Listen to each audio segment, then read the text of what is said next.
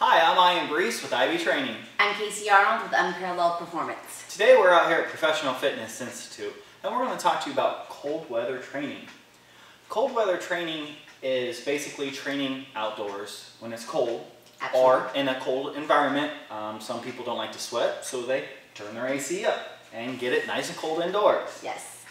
Casey, what are some of your concerns and or benefits of cold weather training? Well, Iyan, I do believe that cold weather training most definitely has its benefits, and it's something that we need to be aware of because there can be some downsides if we're not aware of not training properly in cold weather.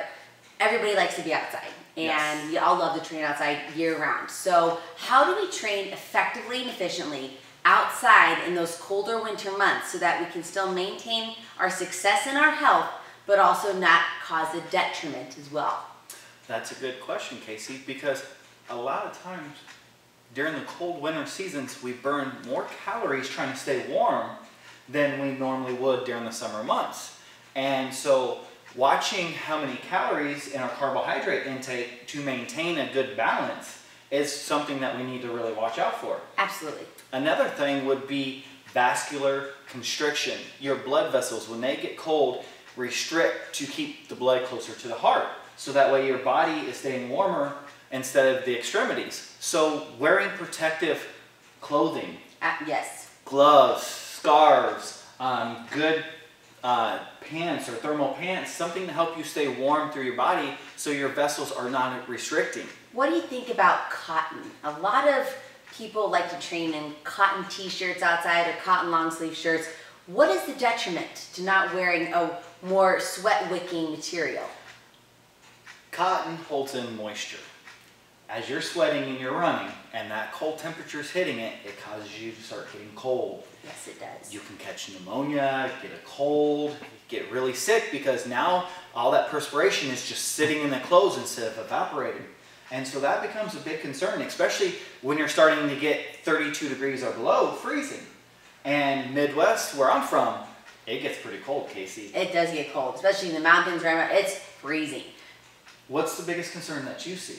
The biggest concern I see is the getting sick, the hypothermia, the not dressing properly. So it is completely successful to be able to train outside, but you want to make sure you are wearing your protective clothing. Make sure you're wearing a hat so that you're keeping the heat inside. Make sure you're wearing gloves. Make sure you're wearing dry wicking clothes as in your pants and your socks, and just making sure your body is covered. And even though you will be sweating, that's a good thing because you want to make sure that you're maintaining homeostasis. That's right. Casey, when I'm outside, sometimes my lungs burn from the cold air. Is that an issue? Or is it okay that I feel that when I first start exercising? That's okay. That's normal. It's just the cold air that's then evaporating. You see, when we're outside, you're anywhere from 40 degrees and below, but our body temperature is almost at 100 degrees, about 98.6 degrees. So when you're putting that cold air into our system, it's going to shock at first, but it's not detrimental. When I'm outdoors, because a big concern that I've always had is the vascular restriction.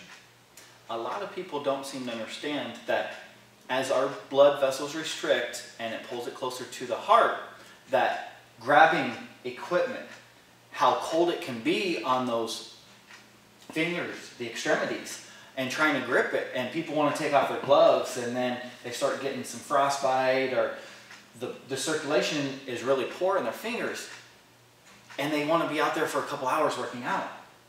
You have to take time out to warm yourself up. Put your hands under your armpits or next to your body so they kind of warm up a little bit. Yes. If you don't wear gloves, there's a lot of things that can become an issue. That poor circulation. You can start having damage such as frostbite to some of the extremities, and some severe cases of frostbite can happen within an hour or two, and you can have some of your extremities cut off. And that is not something that we want any of you to do.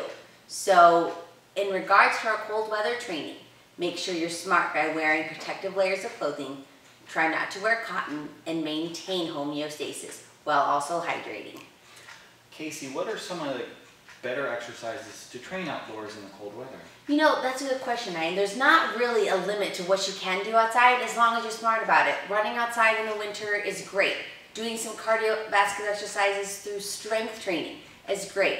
Anything that we do indoors, we can take outdoors as long as we are being smart about our training environment and smart about our bodies.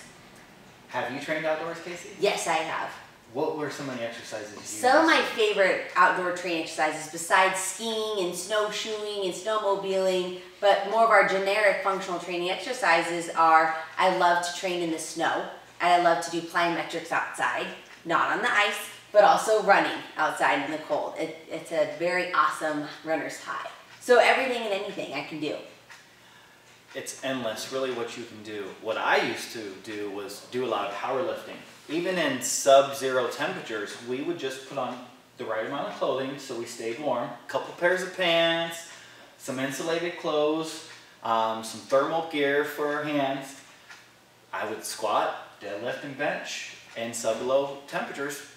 And I actually enjoyed it compared to being outdoors when it was much warmer. Oh, because I didn't get as hot, I didn't sweat as much, but I was still getting a great workout. Which is fabulous. Yes. So I'm Iyan Breese with IB Training. I'm Casey Arnold with Unparalleled Performance. We're signing off from Professional Fitness Institute. Have a great day. Have a great day.